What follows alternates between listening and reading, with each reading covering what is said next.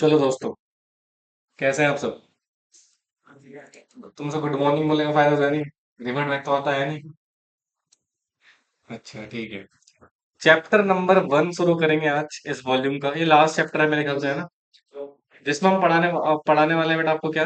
Compromise, arrangement, amalgamation, concept. अब ये है क्या सर? जरा एक मिनट दो, सुनो। एक बेसिक आइडिया देता हूँ आपको, ठीक है? फिर इस चैप्टर को हम आगे चलकर डिस्कस करेंगे। देखो, कॉम्प्रोमाइज, अरेंजमेंट, अमलगमेशन के ना बहुत सारे रीजंस हो सकते हैं, मैनी रीजंस। ठीक है। बट इसमें एक बेसिक आइडिया मैं आपको देता हूं। जैसे मान लो कंपनी है, कंपनी 1 और ये है कंपनी 2। ठीक है, बोलो यार।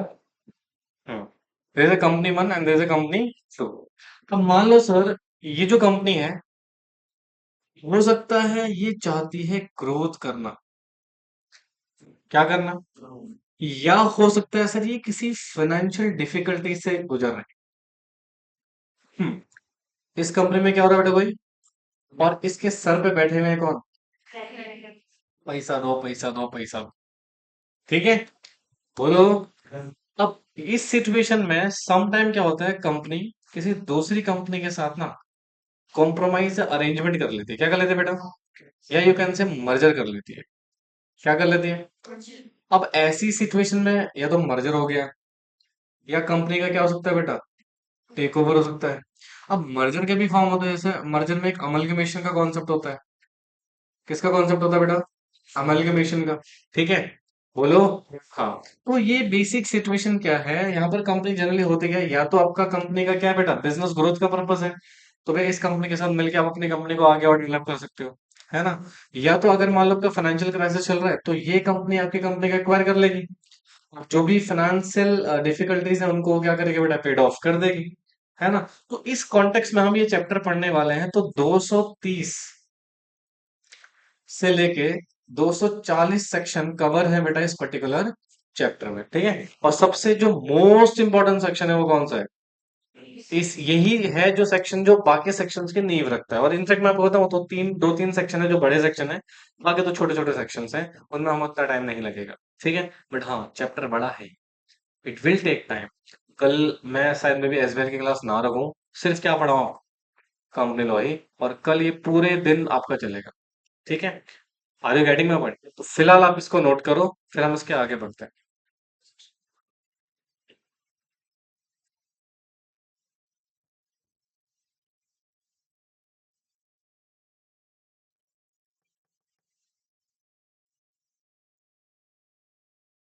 इसके नोट्स भी नहीं होंगे तुम्हारे पास? अरे,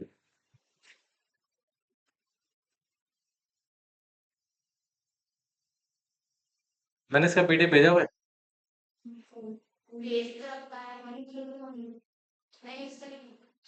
भेजा है, देखना एक बार, देखो तो सही। ओए, तेरे को तो भेजा होगा भाई। हाँ, देख एक बार।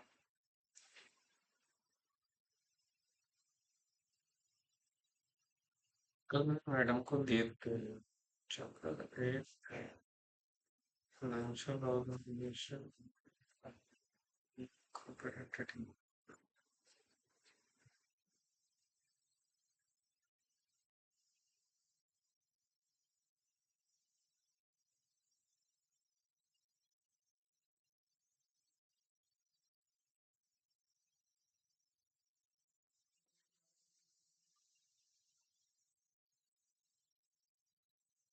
क्या कह रहे हो? प्रैक्टिकली पॉसिबल ही नहीं। होने को तो हो सकती है, रेस्ट्रिक्शन नहीं है, बट प्रैक्टिकली पॉसिबल नहीं।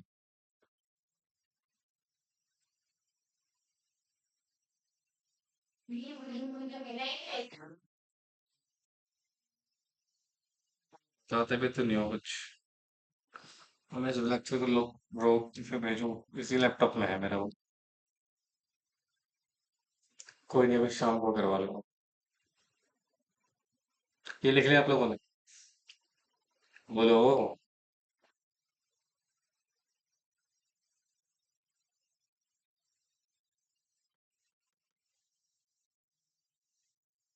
हो गया दोस्त। सो कल क्या है? कल तो फिर भंडारा होगा। क्यों?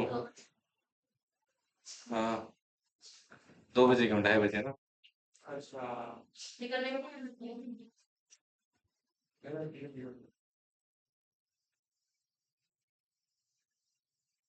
देखो जरा, अब यहाँ पर जो हमारा चैप्टर है ये डील करता है कितने सेक्शंस को?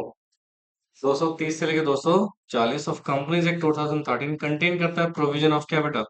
कॉम्प्रोमाइज, अरेंजमेंट या फिर अमेलगमेशन। ठीक है, कहते हैं दैट कवर द कॉम्प्रोमाइज और arrangement, merger, amalgamation, corporate debt restructuring, demerger, fast track merger for small companies, cross border merger, take over, amalgamation of the companies in public interest etcetera. मतलब ये सारे sections इसमें basically covered है। ठीक है, कहते हैं द प्रोसीजर और aspects involve in such format of application to be made to किसको बेटा? Tribunal, form of notice and procedural aspects involved with respect to क्या बेटा? Substantive law are covered in this bill। मतलब वही है basically कि भैया जो भी आप यहाँ पे कॉम्प्रोमाइज अरेंजमेंट वगैरह करोगे, इसको लेके आपको क्या करना पड़ेगा? ट्रिब्यूनल को इंटरवीन करना पड़ेगा बीच में। ठीक है, सुनो, और एक बात बताऊं आपको, ग्रोथ के दो तरीके हैं। ग्रोथ के क्या है बेटा? दो तरीके, या तो आप खुद ही डेवलप करो अपना बिजनेस और धीरे धीरे आगे बढ़ते रहो, इसको बोलते हैं बेसिकली ऑर्गेनिक ग्रोथ। क्या बोलते हैं? या फिर एक काम करो, ऑलरेडी ग्रोइंग बिजनेसेस को खरीद लो, इसको क्या बोलते हैं? Inorganic growth. क्या बोलते हैं? मतलब भाई बेसिक से अब तुम्हारे पास पैसा है तो मेहनत क्यों करोगे भाई? Let's purchase the company. Are you getting my point? भाई बड़े बड़े जो बिजनेस है जिनको हम बोलते हैं बिग शार्क, क्या बोलते हैं, वो क्या करती है? छोटे छोटे कंपनी को खरीद लेती है। भाई मान लो तुम्हारी कंपनी की जो टर्नओवर है, जो तुम्हारी कंपनी की जो नेटवर्थ है वो 1 करोड़ का है। ठीक है, और तुम्हें मैं बोलूं कि ला भाई 10 करोड़ रुपए दे रहा हूँ, देखो इस कंपनी मेरे को दे दे। सोचोगे भी नहीं 1 मिनट में, हाँ? 1 करोड़ की कंपनी के 10 करोड़ रुपए मिले, लो सर ले जाओ।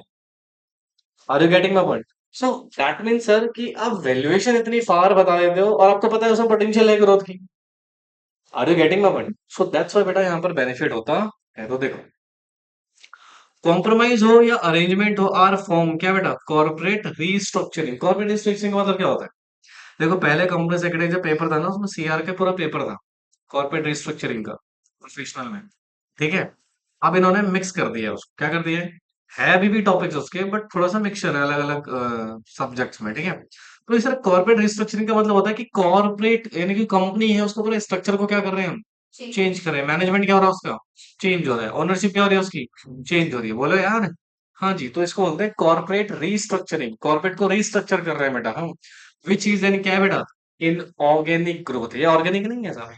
ऑर्गेनिक तो तब होता है ना, खुद आप जड़ से क्या करते हैं? बिजनेस को डेवलप करते हैं। आप तो ऑलरेडी ग्रोइंग बिजनेस को क्या कर रहे हो? परचेज कर रहे हो, एक्वायर कर रहे हो। बिजनेस स्ट्रेटेजी है वेयर वन और मोर एस्पेक्ट्स ऑफ बिजनेस इज क्या बेटा? redesigns to improve commercial efficiency, manage competitive effectively, drive faster pace growth, ensure करते हुए effective utilization of resources and fulfillment करते हुए stakeholder expectation। It serves the different purpose of the different companies and different point of the time। मतलब हर किसी का different aspects होता है compromise arrangement करने का। समझ में आया? अब इसमें दो वर्ड्स है बेटा, एक क्या है? कॉम्प्रोमाइज, और एक है कौन यार? अरेंजमेंट यार। हेलो। हाँ जी सर।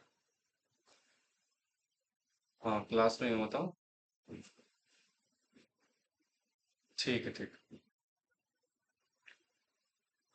देखो जी, लिखा हुआ है कॉम्प्रोमाइज का मतलब क्या होता है? इज एन क्या लिखा है बेटा? एमिकेबल एग्रीमेंट बिटवीन किसके बीच में बेटा? Parties in which they are mutual concession. मतलब जहां पर आप दोनों की कंसेंट है, एक एग्रीमेंट बना रहे हो। ठीक है, in order to solve differences between them. मतलब मान लो आपके बीच में कोई डिस्प्यूट हो गया है। क्या हो गया है? डिस्प्यूट हो गया है। अब उस डिस्प्यूट को सॉल्व करने के लिए आप आपस में ही क्या कर रहे हो बेटा? एक म्यूचुअल एग्रीमेंट बना रहे हो। क्या बना रहे हो? तो इसको हम क्या बोलते हैं? कॉम्प्रोमाइज। ठीक है, वेयर एज अरेंजमेंट जो है वो एक प्रोसेस है बाय विच, क्या लिखा हुआ है, share capital of company reorganize कर जाती है बाय कंसोलिडेटिंग या फिर डिवीजन ऑफ शेयर्स या फिर दोनों करके। मतलब सुनो, कॉम्प्रोमाइज में तो एग्रीमेंट बना रहे हो और आपस में जो भी डिस्प्यूट है उसको रिजोल्व करने की कोशिश कर रहे हो, बट अरेंजमेंट में क्या कर रहे हो बेटा, अरेंजमेंट में अपने जो शेयर कैपिटल को रीऑर्गेनाइज कर रहे हो। आप क्या कर रहे हो, रीऑर्गेनाइज मतलब या तो कंसोलिडेट करोगे या तो डिवाइड करोगे। कंसोलिडेट मतलब किसी दूसरी कंपनी के साथ शेयर्स अपने क्या कर दिए, मर्ज कर दिए, या अपने ही शेयर्स को क्या कर दिया, डीमर्ज कर दिए, या दोनों कर दिया। ठीक है, समझ में आ रहा है, बोलो।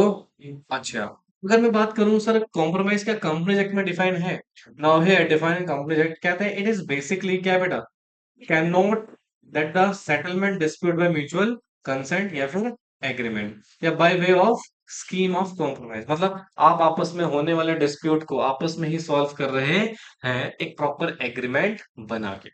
Therefore in case of compromise there has to be some क्या बेटा, फॉर्म ऑफ कॉन्फ्लिक्ट, ठीक है, following are the situation under which company may call for scheme of compromise.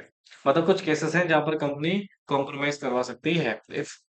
If company faces challenges to pay, क्या बेटा, मतलब अपने creditors को पैसा नहीं दे पा रही है in normal course of business में, या फिर subsidiaries unit incurring the losses, या फिर क्या हो गया बेटा आपको बेटा, लॉसेस हो गए हैं, तो उस केसेस में आप कॉम्प्रोमाइज स्कीम को अरेंज करते हो। समझ में आ रहा है, बोलो भैया। या अच्छा, आगे देखो, ऑन अदर हैंड अरेंजमेंट क्या है,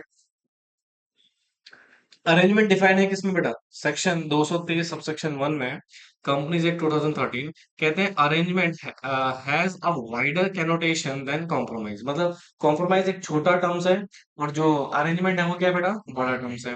ठीक है, कहते हैं द अरेंजमेंट मींस क्या बेटा, रीऑर्गेनाइजेशन क्या बेटा, rights and liabilities of the share holder without extensive dispute. मतलब आप यहाँ पर क्या कर रहे हो, राइट एंड लायबिलिटीज को ही क्या कर रहे हो बेटा, रीऑर्गेनाइज कर रहे हो, किसका, शेड्यूल का, बिना डिस्प्यूट को एक्सटेंड करे हुए।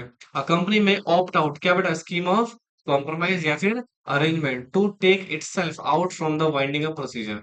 मतलब कंपनी को वाइंडिंग अप प्रोसीजर से बचाने के लिए हम कॉम्प्रोमाइज अरेंजमेंट की स्कीम को लेकर आ सकते हैं। Following are the situation under which a company may call for scheme of compromise, जैसे वेरिएशन आ रहा है प्रॉपर्टीज में, कन्वर्जन हो रहा है वन क्लास ऑफ शेयर्स किसमें बेटा, अनदर क्लास ऑफ शेयर्स में, तो इस केस में आप कॉम्प्रोमाइज अरेंजमेंट करवा सकते हैं। समझ आया, कॉम्प्रोमाइज अरेंजमेंट क्लियर होगा कि नहीं हो, पहले मुझे बताओ, पक्का, श्योर है। कॉम्प्रोमाइज, कॉम्प्रोमाइज और अरेंजमेंट को लेके हम सबसे पहले पढ़ने वाले हैं प्रोविजन कौन सा वाला, क्या लिखा हुआ है, पावर टू कॉम्प्रोमाइज और मेक अरेंजमेंट विद मेंबर्स और क्रेडिटर्स। भाई डिस्प्यूट आपका किसके साथ होगा, किन्हीं के साथ होगा, बोलो जी।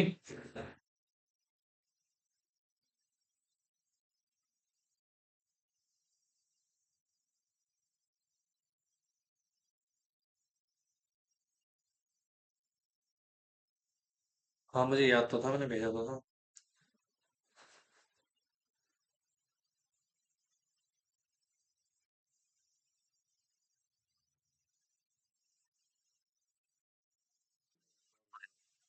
नोट्स मिल गए, भेज दूं ग्रुप में, क्या बात कर रहे हो, ऐसे कैसे भेज दूं।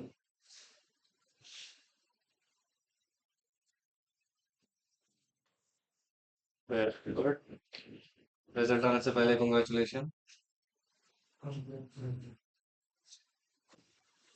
अब देखो क्या लिखा हो बेटा, कॉम्प्रोमाइज और अरेंजमेंट का प्रोसीजर। अब यहाँ पे क्या है ना बेटा, जनरली होता क्या है कि कॉम्प्रोमाइज और अरेंजमेंट किसके बीच में हो रहा है, मेंबर्स और क्रेडिटर्स के बीच में। अब जरा ध्यान से सुनो कंसंट्रेशन से, क्या कह रहे हैं, सेक्शन 230 सबसेक्शन 1 स्टेट करता है व्हेन अ कॉम्प्रोमाइज और अरेंजमेंट इज प्रपोज्ड, किसके बीच में हो रहा है बेटा, कंपनी के बीच में और उसके क्रेडिटर्स के बीच में, या एनी क्लास ऑफ देम, ठीक है, या फिर कंपनी के बीच में और उसके मेंबर्स के बीच में, या एनी क्लास ऑफ देम। यानी कि सुनो ध्यान से, सर सेक्शन 230 सबसेक्शन 1 बेसिकली क्या बोल रहा है, कॉम्प्रोमाइज अरेंजमेंट किसके बीच में हो रहा है बेटा, मेंबर्स, कंपनी और ट्रेडर्स के बीच में, या फिर मेंबर्स और कंपनी के बीच में, ठीक है।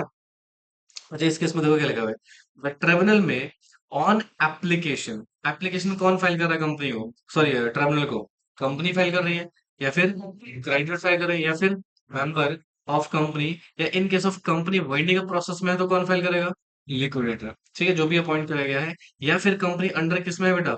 इंश्योरेंस एंड बैंक्रप्सी कोड में है, तो लिक्विडेटर का रोल आता है। एज द केस में भी, order to order a meeting of creditor or class of creditors or member or class of member as the case may be called, held and conducted in such manner as tribunal directed। अब सुनो बेटा, मान लो कुछ कलेश हो गए। क्या हो गए? किसके बीच में? मेंबर्स क्रेडिटर्स या कंपनी के बीच में। ठीक है, अब उसको हमें सॉल्व करना है, whatever the conflict is there. तो उसके रिगार्डिंग हमें एक एप्लीकेशन फाइल करनी है, किसको? ट्रिब्यूनल को। और ट्रिब्यूनल की यहाँ पे रिस्पॉन्सिबिलिटी है कि वो मीटिंग कॉल करेगा। क्या कॉल करेगा बेटा? अब मीटिंग कॉल करने का एक बेसिक प्रोसीजर है। क्या बेटा? एक प्रोसीजर है। तो इसी प्रोसीजर को यहाँ पर हम अंडरस्टैंड करने वाले हैं। तो सबसे पहले हम यहाँ पर अंडरस्टैंड करने वाले हैं किसको बेटा? सेक्शन 230, जो कि हमें पावर देता है किस चीज की? पावर टू कॉम्प्रोमाइज या फिर अरेंजमेंट। भाई मैं सी ऑब्लिक ए लिखूंगा, समझ जाना। ठीक है, कॉम्प्रोमाइज अरेंजमेंट किसके बीच में? विद क्रेडिटर्स एंड मेंबर्स के बीच में। ये तो कहता है हमारा सेक्शन। हाँ जी। या अब जरा ध्यान सुनना, सिचुएशन क्या है। सर यहाँ पे ये ना मैं आपको भाई स्टेप वाइज करवाऊंगा इसको, चार्ट फॉर्म। ये पूरा चैप्टर हमारा किस में रहने वाला है? चार्ट फॉर्म में। ठीक है, मान लो यहाँ पर है कौन? कंपनी। कौन है बेटा? कंपनी। बिल्कुल ध्यान से सुनना, कंसंट्रेशन से। ठीक है, कंपनी है, या फिर कौन है बेटा? एनी क्रेडिटर्स, या फिर कोई भी मेंबर, या कोई लिक्विडेटर। कौन कौन है? कंपनी है, क्रेडिटर्स है, मेंबर्स है, लिक्विडेटर है। जो लिक्विडेटर है वो कब होगा? इन केस ऑफ वाइंडिंग अप, अगर कंपनी वाइंडिंग अप प्रोसीजर में है, या फिर कंपनी का केस चल रहा है आईबीसी कोड। यानी कि क्या होता है, कंपनी वालों फाइनेंशियल सिक है और उसको हम इंसॉल्वेंट करवा रहे हैं। क्या करवा रहे हैं? तो इंसॉल्वेंट जब कराएंगे कंपनी को, तो ऑफकोर्स उसके लिए हम क्या करेंगे बेटा? आईबीसी कोड के रूल्स को फॉलो करेंगे। बोलो बच्चों। हाँ, तो ये सभी लोग में से कोई एक व्यक्ति क्या करेगा? एक एप्लीकेशन फाइल करेगा। फाइल एन, क्या बेटा? एप्लीकेशन। क्या फाइल कर रहे हो आप? एप्लीकेशन किस चीज के लिए बेटा? कॉम्प्रोमाइज या फिर अरेंजमेंट के लिए। किसके लिए बेटा? और ये एप्लीकेशन आप किसके पास भेज रहे हो? एनसीएलटी को। किसको भेज रहे हो बेटा? NCLT. Are you getting my word? अच्छा, जब एप्लीकेशन भेज रहे हो तो डेफिनेटली उस एप्लीकेशन के साथ कोई डिस्क्लोजर भी देना पड़ेगा। This is the first point. अच्छा, इसमें ना थोड़ा सा चार्ट में टाइम लगेगा। ठीक है, तो ध्यान से सुनना। अब सर ये जो एप्लीकेशन आप भेज रहे हो, तो इसमें आपको सेकंड सिचुएशन में कुछ डिस्क्लोजर देना पड़ेगा। क्या देना पड़ेगा? तो सर ये जो आप डिस्क्लोजर दे रहे हो, ये डिस्क्लोजर हमारे बेसिकली तीन सिचुएशंस होंगे। पहला, ऑल मटेरियल फैक्ट्स। क्या भेजोगे इसमें आप? Relating to company. मतलब कंपनी से संबंधित जितने भी मटेरियल फैक्ट्स हैं वो आप इसमें अटैच करो। बोलो भैया। दूसरा, रिडक्शन ऑफ शेयर कैपिटल, अगर कोई हो रहा है तो। ये तभी भेजोगे जब कंपनी में रिडक्शन हो रहा है। या फिर एनी स्कीम। क्या बेटा? Any scheme of corporate debt restructuring. क्या बेटा? Corporate debt restructuring. तो सुनो ध्यान से, सिचुएशन क्या है। आपने डिस्क्लोजर देना है किस किस चीज को बेटे लगे। पहला क्या है? All material facts. भाई क्या है मटेरियल फैक्ट्स? पहला, लेटेस्ट ऑडिटेड रिपोर्ट, यानी कि जो ऑडिटर की रिपोर्ट है वो इसमें अटैच करोगे आप। दूसरा, लेटेस्ट फाइनेंशियल पोजीशन। बोलो भाई। हाँ, और अगर कोई पेंडेंसी है,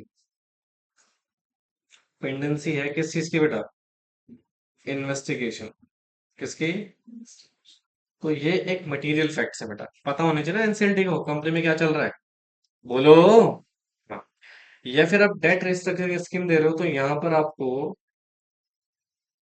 कंसेंट मिल चुकी है by not less than 75% of secured credits. भाई डेट रिस्ट्रक्चरिंग का मतलब क्या होता है कि हम अपने डेट के टर्म्स एंड कंडीशन को क्या कर रहे हैं, चेंज कर रहे हैं। टर्म्स एंड कंडीशन को क्या कर रहे हैं बेटा, चेंज कर रहे हैं। तो उस टर्म्स एंड कंडीशन को चेंज करने के लिए अपने स्कीम बनाई है, और वो स्कीम बेसिकली अपने किससे अप्रूव करा है बेटा, अपने क्रेडिटर से। किससे बेटा, कितना परसेंट कंसेंट मिल जाना चाहिए। अब मान, ये सब कुछ करने के बाद एप्लीकेशन आ गई है किसके पास। अच्छा, एनसीएलटी यहाँ पे पास करेगा ऑर्डर। एनसीएलटी क्या करेगा बेटा, पास एन ऑर्डर। अच्छा, ये ऑर्डर किस चीज का है, ये जो ऑर्डर पास हो रहा है किस चीज का है बेटा, आ मीटिंग। क्या बेटा, अब मीटिंग किसकी होगी, मीटिंग होगी क्रेडिटर्स की। मीटिंग किसकी होगी बेटा, क्रेडिटर्स या फिर मेंबर्स की। ठीक है, क्रेडिटर्स या फिर मेंबर्स की। And to be called and held in manner NCLT prescribed, या उसकी जो डायरेक्शन होंगी वो। समझ आ रहा है मैं क्या कह रहा हूँ, बोलो। तो यहाँ पे हो क्या रहा है, आपने, आप कौन, कंपनी, आप कौन, क्रेडिटर्स, आप कौन, मेंबर्स, आप कौन, लिक्विडेटर। आपने एक एप्लीकेशन फाइल करी किसको बेटा, एनसीएलटी को। किस लिए, कॉम्प्रोमाइज या फिर अरेंजमेंट के लिए।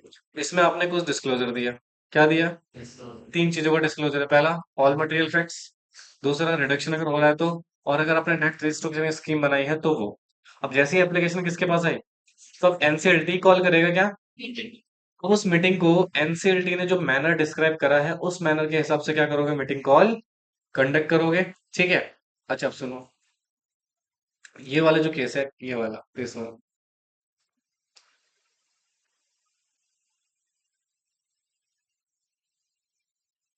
तो यहाँ पे आपको कुछ सिचुएशंस देने। सबसे पहला आपको ये रखना है, क्रेडिटर्स रिस्पॉन्सिबिलिटी स्टेटमेंट। आपको इसके साथ क्या अटैच करना है बेटा, यहाँ पर क्रेडिटर्स की रिस्पॉन्सिबिलिटी अटैचमेंट करोगे एक फॉर्म में जिसका नाम क्या है बेटा, C AA1। क्या बेटा, इसको हम शॉर्ट में बोलेंगे का 1। क्या बोलेंगे बेटा, ठीक है। और फिर दूसरा, आप सेफ गार्ड मेंटेन करोगे फॉर द प्रोटेक्शन।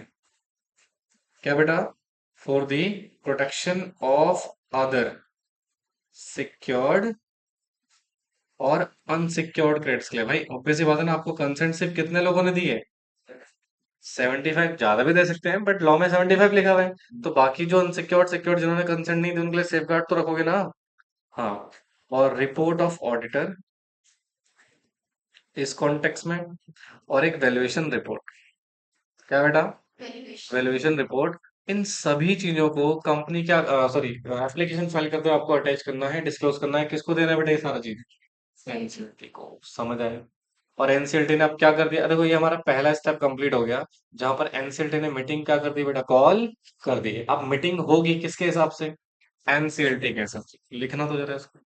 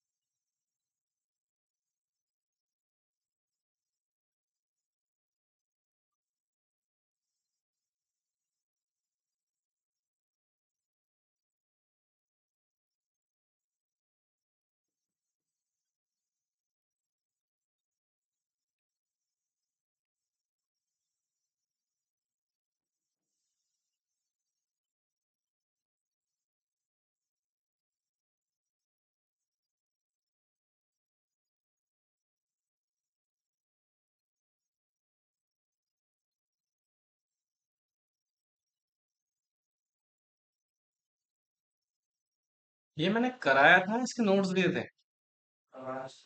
नहीं यार, कराया था। बट मुझे ऐसे याद रहा कि मैंने नोट्स दिए थे।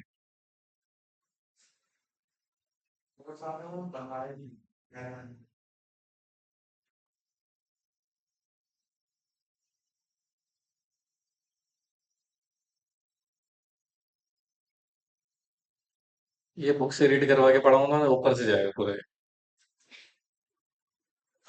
अभी आ रहा था ना। अभी तो पहला स्टेप है। याद रखना, यहाँ पे अभी हमने सिर्फ एप्लीकेशन फाइल करी किसके लिए बेटा?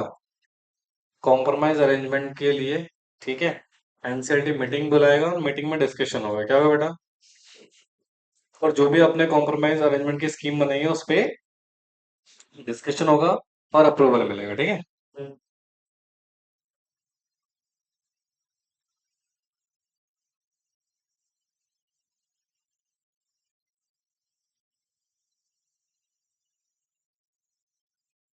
और नोट्स भाई बहुत सही सही तरीके से बनाना, बता रहा हूँ।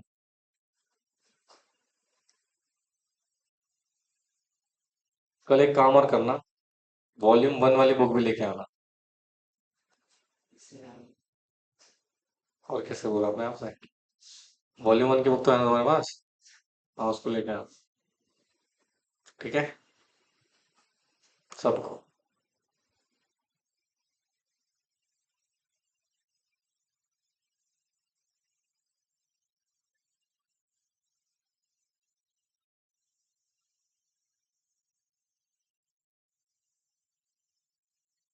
तो इसके लिए कब बोला मैंने?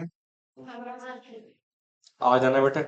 उठ दो, हटिए याद रखना, क्योंकि तुम्हारी वजह से पोस्टपोन हुआ है।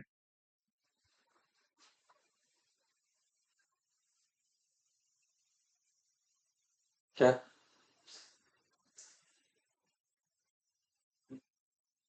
भाई जल्दी करोगे थोड़ा सा?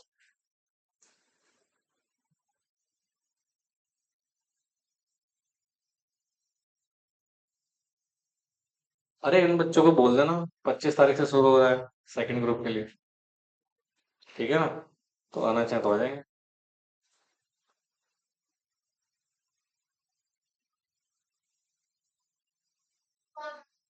ये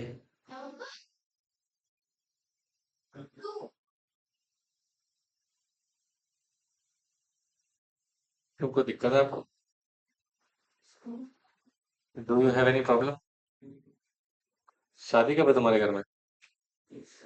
अच्छा अच्छा। Surprise surprise surprise. क्या देखो, मैं चाहता हूँ तुम्हें मार्च तक में फ्री कर दूँ। बहुत कुछ हो जाएगा। हालांकि अभी सारे नए स्टार्ट होंगे। सिक्योरिटी लॉ, सिक्योरिटी लॉ शुरू कर दूंगा और ईसीएल शुरू कर दूंगा।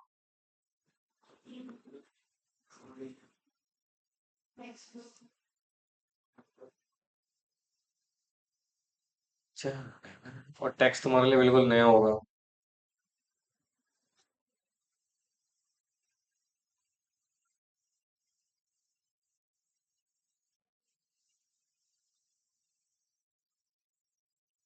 भाई तुम लोग जल्दी कर रहे हो।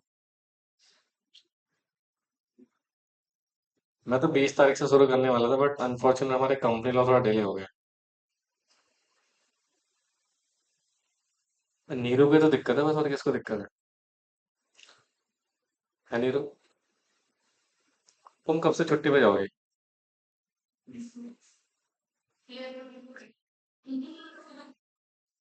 तो हो जाएगा, सैटरडे तक फिनिश। ये हो गया, ऊपर वाला हो गया।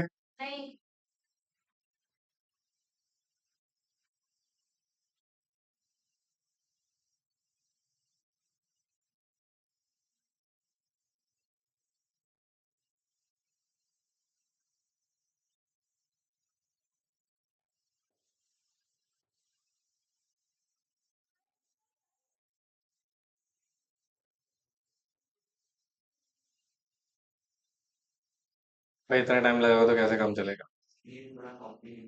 कॉम्प्लिकेटेड कुछ नहीं है। क्या कॉम्प्लिकेटेड है इसको?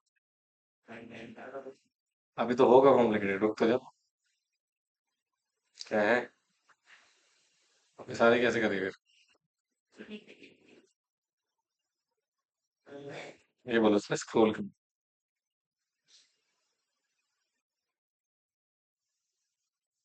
एक तो मैंने 8 8 बजे तक कहाँ घूमते रहते हैं बच्चे।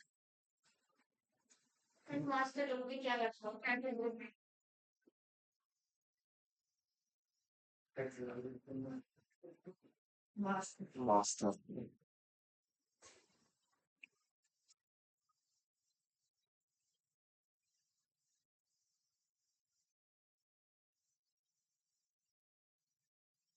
हो गया।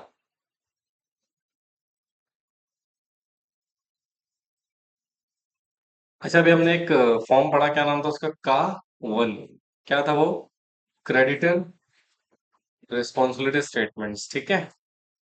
यहाँ तक डन है। यार,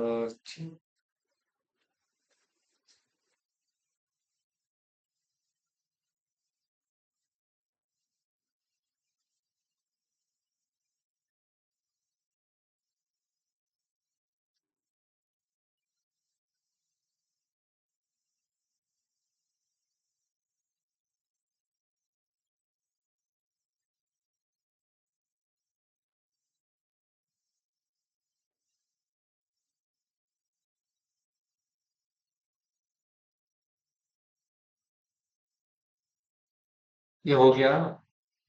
अब सुनो, अब स्टेप नंबर वन कंप्लीट हो गया सर, जहां पर हमने जनरली क्या किया?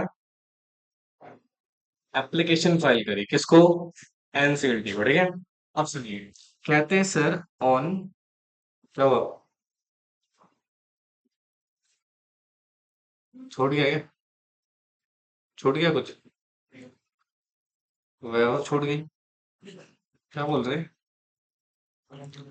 देखिए, एनसीएलटी का ऑर्डर आया, और एनसीएलटी के ऑर्डर पर चेयरपर्सन, कौन बेटा? चेयरपर्सन, या फिर कंपनी,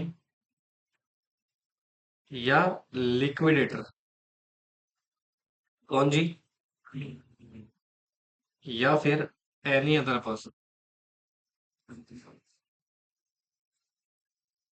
ठीक है।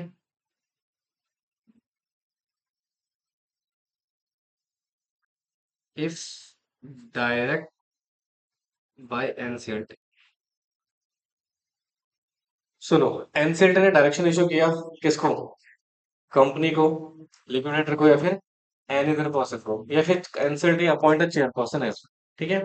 सर अब इनकी रिस्पॉन्सिबिलिटी है, किनकी बेटा? इनके, इनमें से कोई एक और लिखा ना बीच में। हाँ, तो ये क्या करेंगे बेटा? इनका काम है नोटिस देना। क्या देना? नोटिस सेंड करेंगे, किसको? क्रेडिटर्स को। किसको बेटा? या फिर मेंबर्स को, बोलो, या फिर डेवेंचर होल्डर्स को। मतलब जो भी मीटिंग है, उस मीटिंग का आप क्या करोगे? नोटिस प्रोवाइड करोगे। क्या प्रोवाइड करोगे? नोटिस का जो फॉर्म है यहाँ पे, वो है का टू। कौन सा फॉर्म है? का टू, ठीक है। बोलो। हाँ। तो सर आपने जब नोटिस दिया है, तो पहले तो नोटिस किस चीज का दे रहे हो आप? तो मीटिंग बुला रहे हो ना। मीटिंग में किसको बुलाओगे? क्रेडिटर्स को अगर क्रेडिटर्स की मीटिंग है, मेंबर्स को अगर मेंबर्स की मीटिंग है, डिवेंचर होल्डर को अगर डिवेंचर होल्डर की मीटिंग है, जिसके साथ भी आपका कॉम्प्रोमाइज अरेंजमेंट स्कीम हो रहा है। कितने टाइम के अंदर भैया? एट लीस्ट, कुछ कह रहे हो? 1 मंथ बिफोर सच मीटिंग। मतलब इस मीटिंग से 1 महीने पहले आप क्या करोगे बेटा? नोटिस प्रोवाइड कर दो। समझे? अच्छा, नोटिस कैसे भेजना है जी? शट। नोटिस भेजना है बेटा इंडिविजुअली,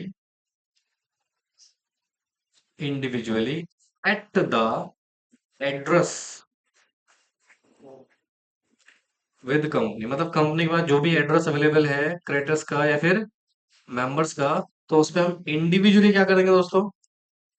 नोटिस भेज देंगे सर। अच्छा, मोस्ट इम्पोर्टेंट से क्वेश्चन क्या है सर, ये नोटिस जो भेज रहे हो, इस नोटिस में लिखोगे क्या? कंटेंट क्या रहेगा सर? Content of notice. अभी आपने रिसेंटली सर जर्नल मीटिंग पढ़ा है ना? हाँ जी। तो सर इसमें ये मत समझना जर्नल मीटिंग का नोटिस देना लायक। सबसे पहले जाएगा स्टेटमेंट जो डिस्क्लोज करेगा। क्या करेगा? द डिटेल्स अबाउट, किस चीज का मीटिंग करवा रहा हूँ? हाँ, तो इसकी डिटेल पता होनी चाहिए मेंबर्स को। बोलो। दूसरा, कॉपी ऑफ वैल्यूएशन रिपोर्ट। अगर आपने कंपनी की वैल्यूएशन कराई है, एसेट्स की वैल्यूएशन कराई है, तो उसकी रिपोर्ट तो बनाई होगी। बोलो। हाँ। तीसरा, एक्सप्लेनिंग इफेक्ट, मतलब इस स्कीम का इफेक्ट किस किस पे पड़ रहा है। जैसे क्रेडिटर पे क्या इफेक्ट पड़ेगा, जैसे की मैनेजरल पर्सन पे क्या इफेक्ट पड़ेगा, जैसे प्रमोटर पे क्या इफेक्ट पड़ेगा, या फिर नॉन प्रमोटर्स पे क्या इफेक्ट पड़ेगा। जो कंपनी में दो तरह के मेंबर्स होते हैं, प्रमोटर मेंबर और एक नॉन प्रमोटर मेंबर, ठीक है? तो इन पे क्या इफेक्ट पड़ रहा है। दूसरा, कंपनी के डिबेंचर होल्डर्स पे क्या इफेक्ट पड़ रहा है, कंपनी के डायरेक्टर्स पे क्या इफेक्ट पड़ रहा है, या फिर जो डिबेंचर ट्रस्टी है। अभी तुमने डिबेंचर पढ़ा नहीं है शायद, है ना? तो डिबेंचर ट्रस्टी के बारे में पढ़ेंगे आप बेटा। तो इन सभी सिचुएशंस पे क्या इफेक्ट पड़ रहा है, यह बताओगे। और सच अदर मैटर जो भी स्पेसिफाई होगा, उसको आप इसमें मेंशन करोगे। तो यानी कि यहाँ पर आपने क्या करा बेटा? नोटिस दिया। क्या दिया बेटा? किस चीज का नोटिस दिया आपने यहाँ पे? मीटिंग का। कौन सी मीटिंग हो रही है यहाँ पे? Compromise arrangement. मीटिंग कौन करवा रहा है? एनसीएलटी करवा रहा है, ठीक है। और इस मीटिंग में जो भी डायरेक्शन हो, क्या था इसमें?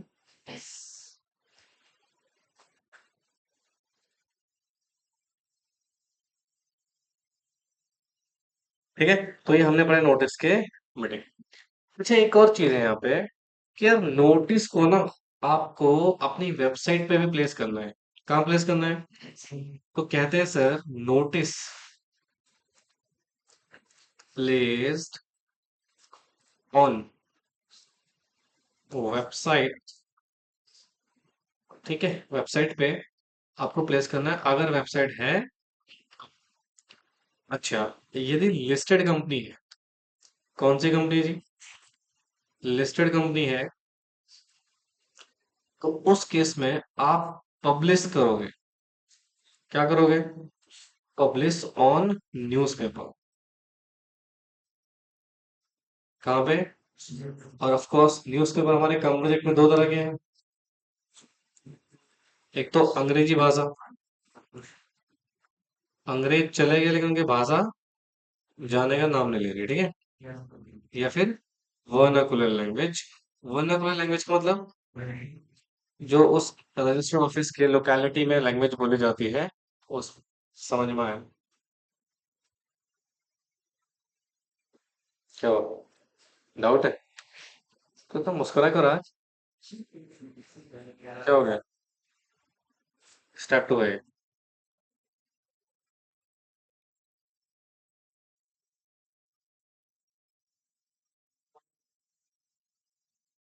किसी का फोन बज रहा है।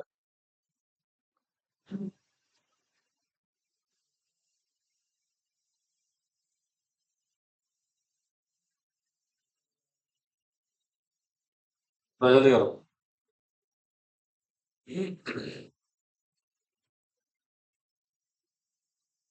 अब एक काम करते हैं, सीधे 4 बजे तक की क्लास रहेंगे, ठीक है?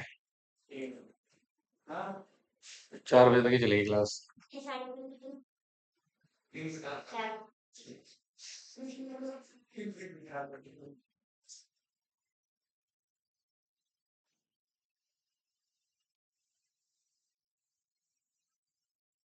अब यार मैं इसका क्लास, ये हो नहीं पाएगा।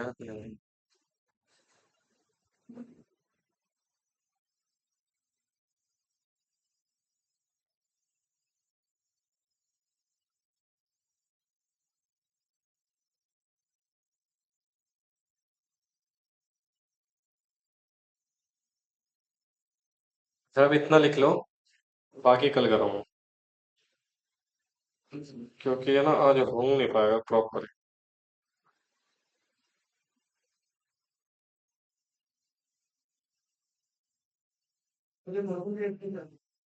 क्या?